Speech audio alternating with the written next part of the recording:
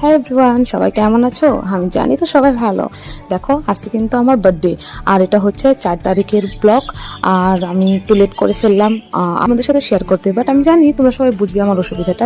দেখো আমি কিন্তু সকাল সকাল স্নান টান সেরে রেডি হয়ে বেরিয়ে পড়লাম, স্টেশনে এসে গেলাম। কিন্তু যাবো হচ্ছে কামাখ্যা মন্দির।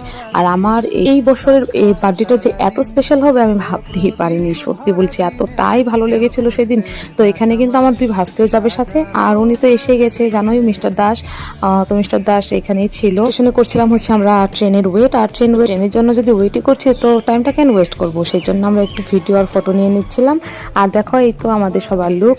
আর তো আমি অনেকটাই এক্সাইটেড ছিলাম যে আমি ফার্স্ট টাইম যাচ্ছি হচ্ছে কামাখ্যা মন্দির। সত্যি বলছি, এই যে ছোট থেকে বড় হলাম আসামে থেকে, তো আমি কামাখ্যা মন্দির যাইনি, এটা শুনে সবাই হাসে জানো। যাই হোক, দেখো ট্রেন কিন্তু চলে আসলো, এবার আমরা উঠে যাব হচ্ছে ট্রেনে। তো সবাই উঠে গেলাম, আমরা ছিট পেয়ে গিয়েছিলাম, কিন্তু ইনি